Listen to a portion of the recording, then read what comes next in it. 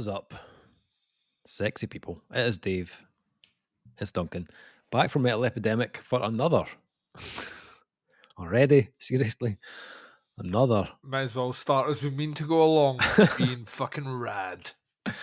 Another album review from myself and my man Duncan. For this one, we've been checking out the new release from Californian New Wave enthusiast Gvllow. Gvllow's new album, Twin Flames, will be released on February 16th via Sumerian Records. Sumerian, eh? Sumerian. We don't often do much Sumerian on this channel. It kind of almost feels like you're trying to keep the releases away from me. Well, I think there was a period of time where Sumerian were very of one particular style. Yes. And then now they've started to diversify a bit more. It kind of feels like almost as if they were like that. If we only pin our tail to one wagon here, that kind of marginalizes ourselves in album sales, and maybe we shouldn't do that anymore. True. And I would say that is a smart business strategy. Absolutely. Born and raised in Riverside, California. On the playground. He Spent grew most up- of his days. What? No. That's not. He grew up in the SoCal punk scene.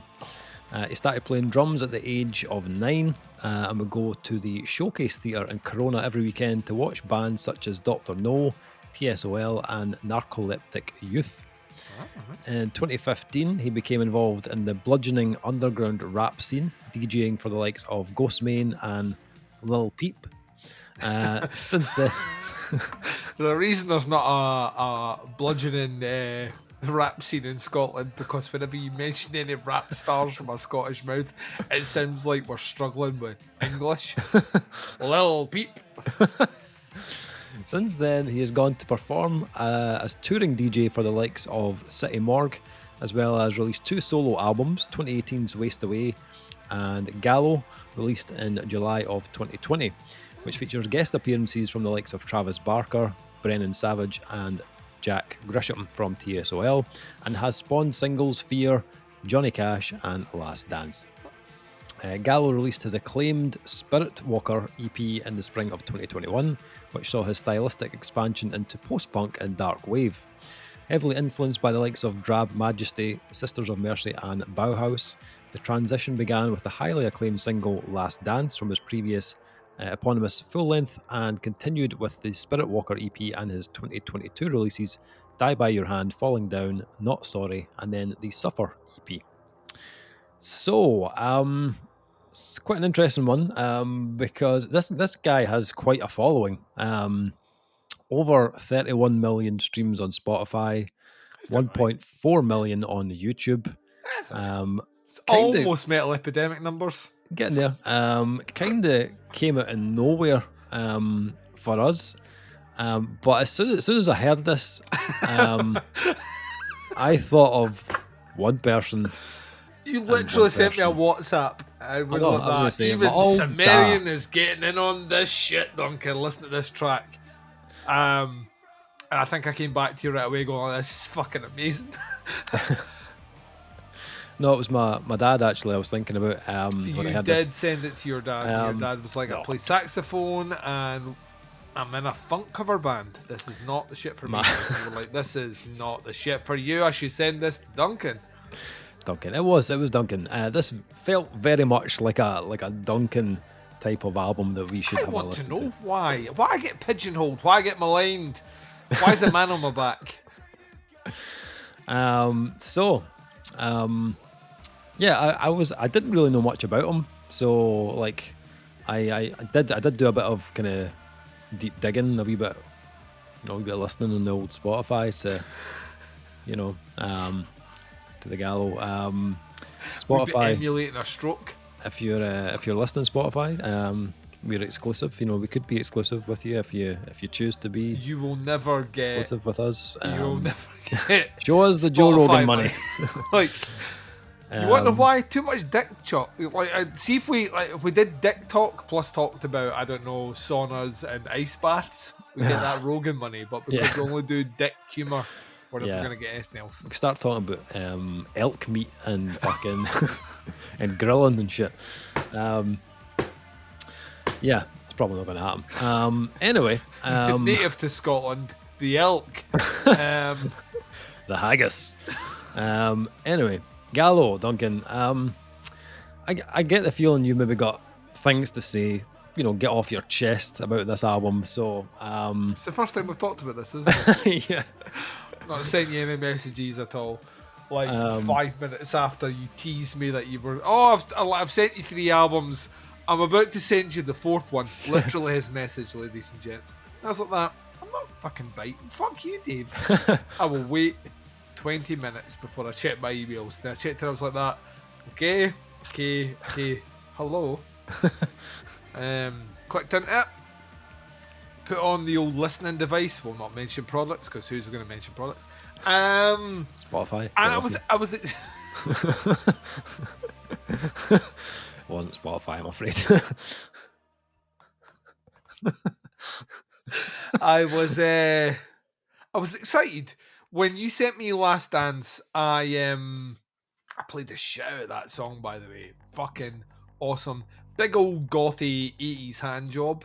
I mean, that is a fucking high school goth 80s in the corner hand job. I imagine so. Maybe with a glove. That glove is being worn as well. It's velvet. It's velvet. Yeah. It's velvet and dry for some reason. I don't know why.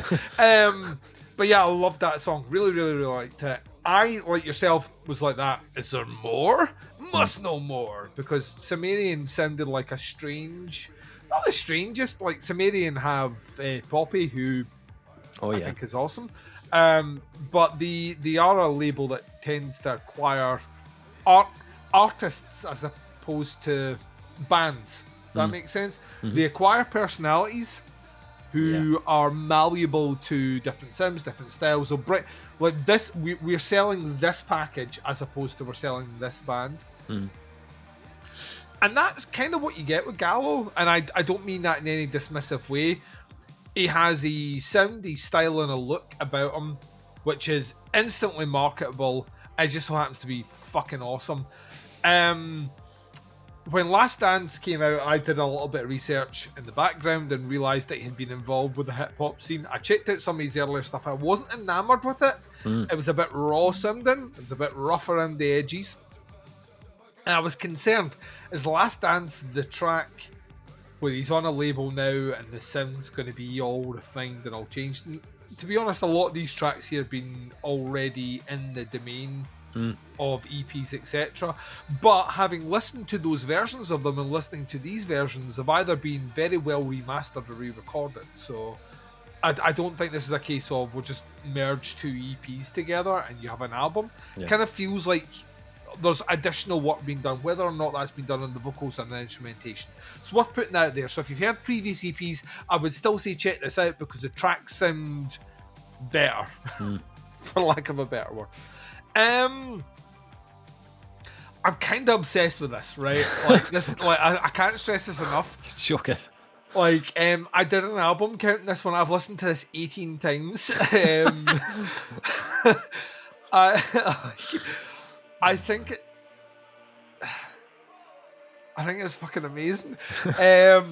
This will be my most listened to album. I can tell you right now in February, it's right? February, this will be my most listened to album by the end of the year. And what was funny about it is I think in one of my messages to you, I basically said like that, it's so interesting that you can take the same ideas, like basically the same songs, but you can somehow make them sound different. Like the choruses are not that too dissimilar, but they're all instantly unique. Yeah. Like the guitars never really change sound. It's like one sound on them, but I know the guitar parts to listen to each of the individual songs. The drum sound is the same drum sound, but I know the beats on every single song. And the more it kind of went on, the more I felt like that's what the 80s were.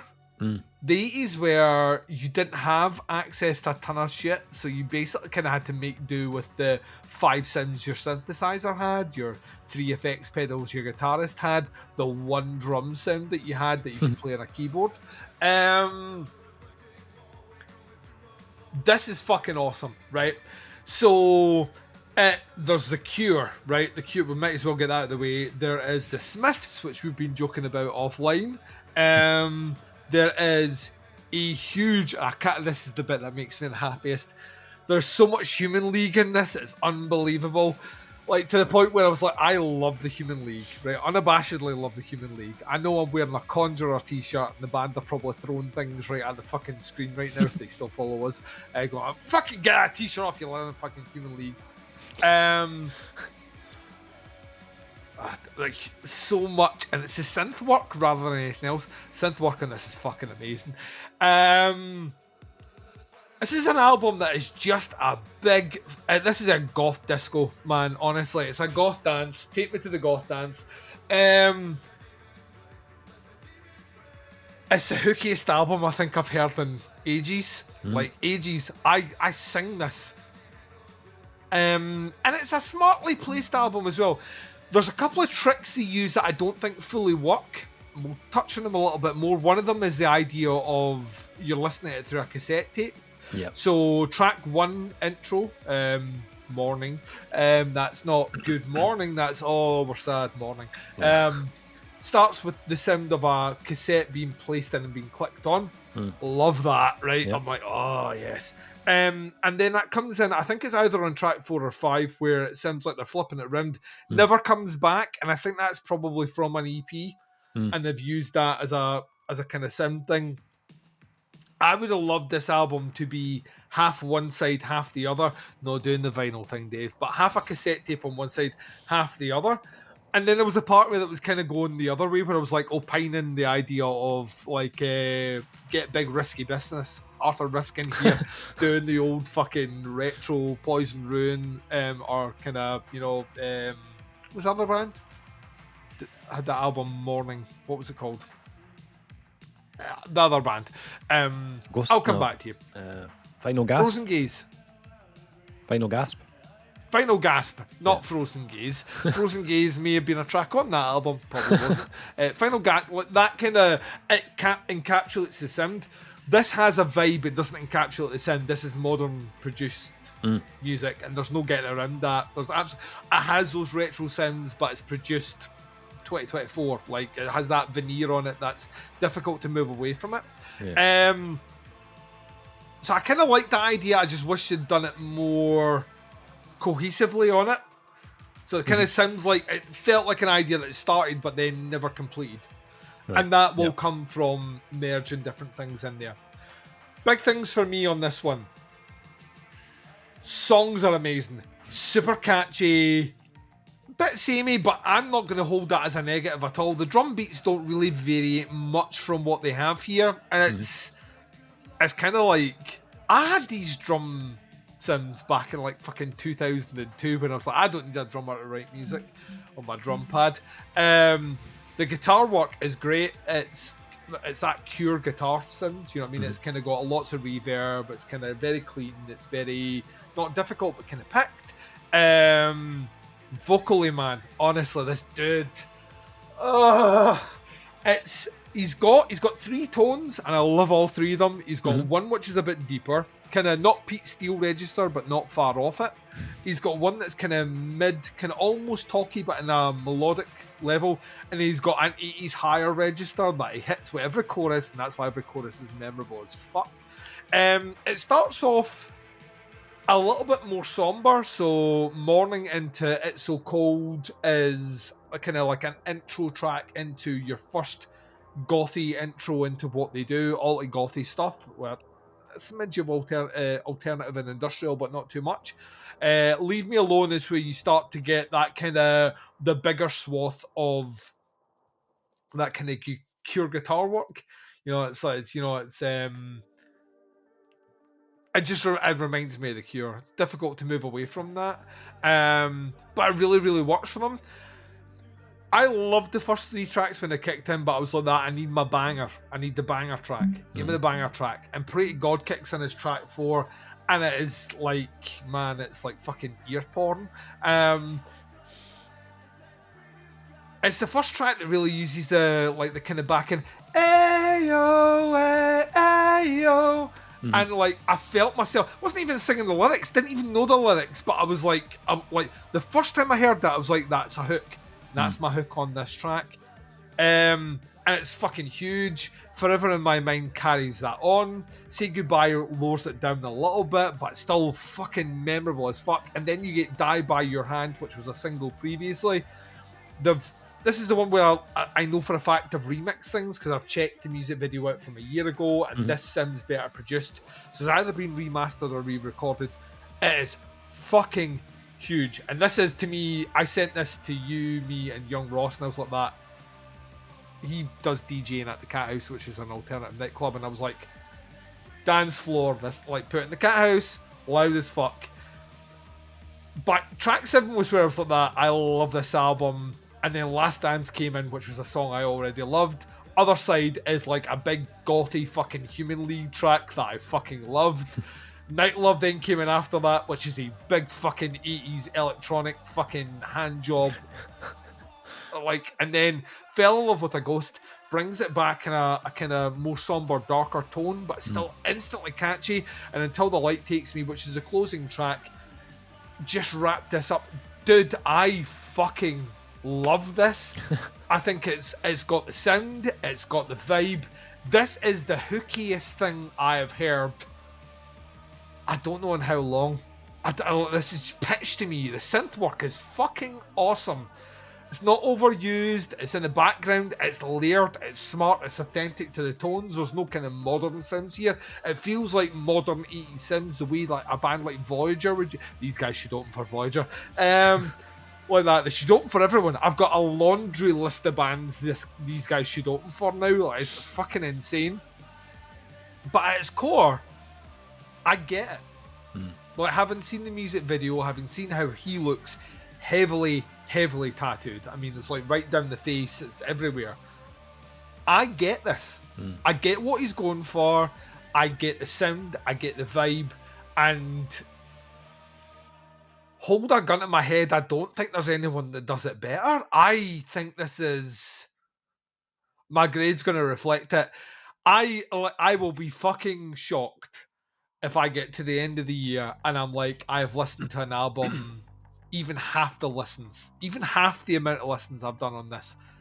I can't stop listening to it. I think this is fucking great. And if you don't like it, I don't care. If it's not metal enough for you, I don't care. Find another channel. I just don't know how anyone couldn't enjoy this. I kind of want to live in the world that this guy... It's like a Tim Burton film recorded. Like, it's the strangest thing ever. It's like the best... It's like the... Like Twilight wishes it was this goth. You know what I mean? I love it. Love it. Nice. You have been surprisingly non-committal with any comments. You've been kind of like the guy that goes like that. Cool. And I'm like, what does cool mean? What does it mean? What does it mean? Tell me what it means. Aye, let's turn over to you. I don't care if you don't like it. You know. It's not metal enough for me. It's not. Where's the distortion pedal? Someone show the guitarist. Yeah, I mentioned I kind of listened to some of the older stuff, and the back catalogue is pretty wild, to be honest. It goes all over the place. Yeah. Almost like this guy was like that. We'll try this. That's not getting me signed. We'll try this. That's not getting me signed. We'll try this. We'll do more of that. Yeah. We'll do an album of that. Yeah. That is my sound. Yeah. It's always been that way, as far as I can remember.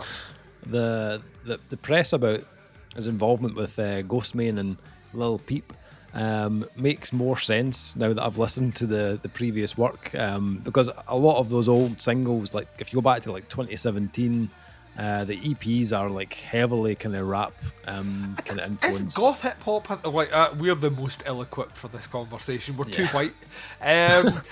Is goth hip hop a thing? Probably. I know horror hip hop is, but it tends to be done by kind of like black rappers who are really into horror.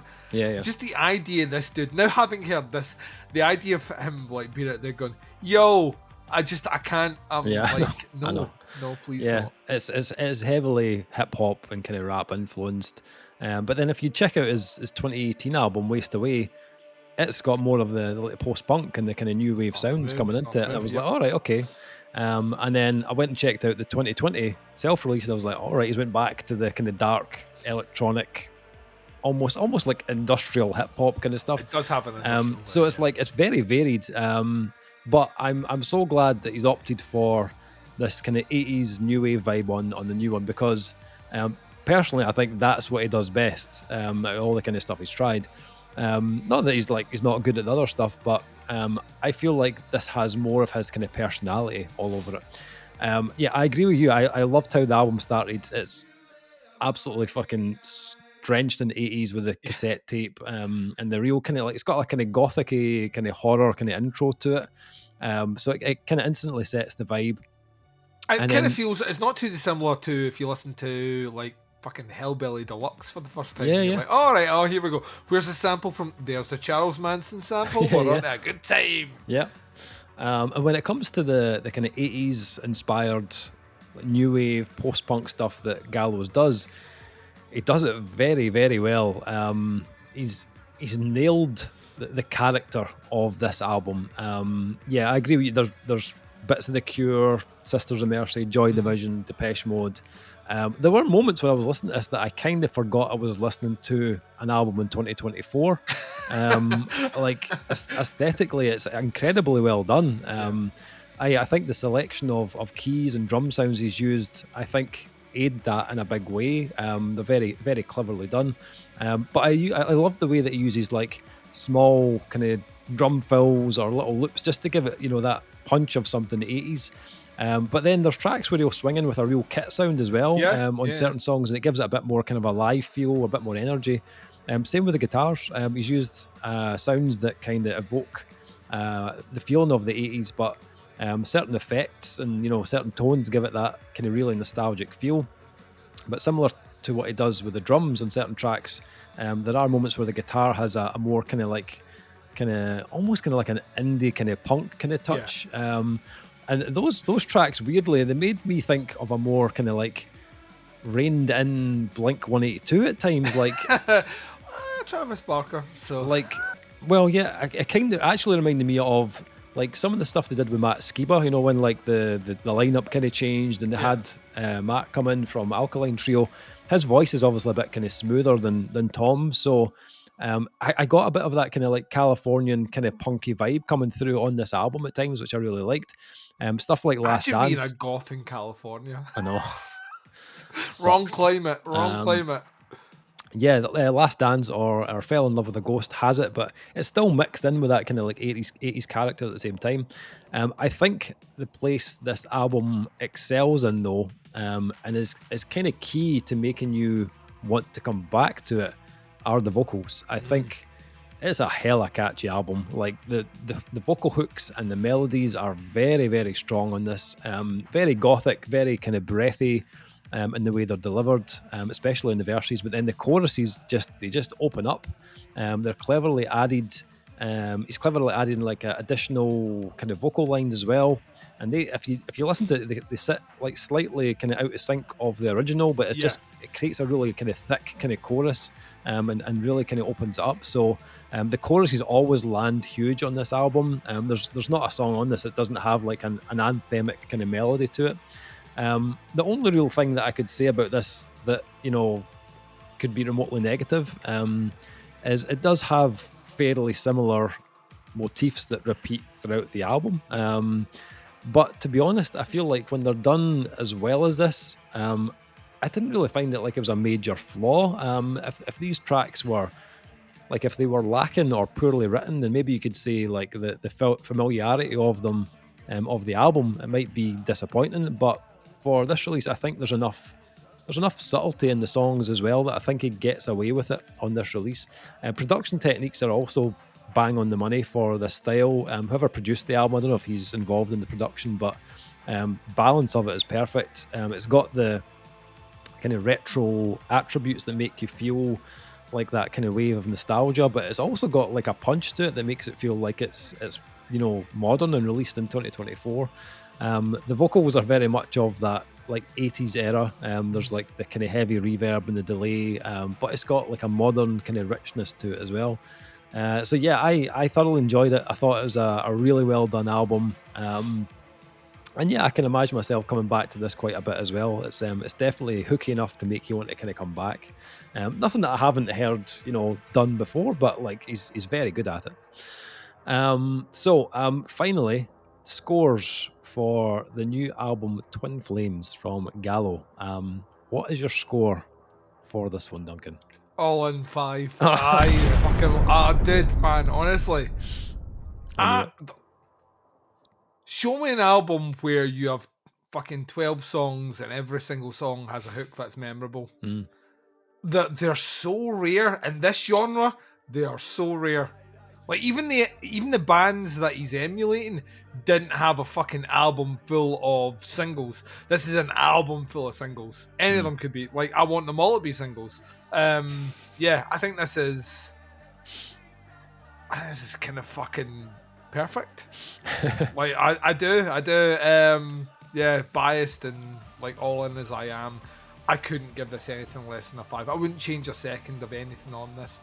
And maybe he gets over here. Maybe his touring will be better than Poppy's touring. I hear she is coming across to Glasgow this month. I believe it after it happens because that's been cancelled about 10 times. But yeah, I would love to see this live. I thought this to me is primed for. I know Zetra are out with Creeper at the moment, but like, you imagine this on there as well. It just works for me in so many different levels. So yeah, a happy 5 from me. Happy 5. Yeah. Yeah, I thoroughly enjoyed it. It's a 4.5 from me. Dave, yes. Yeah, very hooky, very catchy, extremely well done, and production is excellent on it as well. As an 80s kid, yeah, there's a lot to enjoy. All I'm going to say is if you use the cassette tape sound, do it on the back half as well. Just like being pedantic, as I will want to do. It's a cool idea, but just do it on the last half of the album as well, and it's cool. Nice. Gvllow Twin Flames out on February 16th on Sumerian Records. Links below to the band, pre-order, all that sort of stuff. Check it out below. Have a listen, see what you think. Let us know. That is the review. Thank you so much for checking out. Much appreciated. We'll be back with another review very soon, but until then, take care. Speak to you soon. Bye, everyone.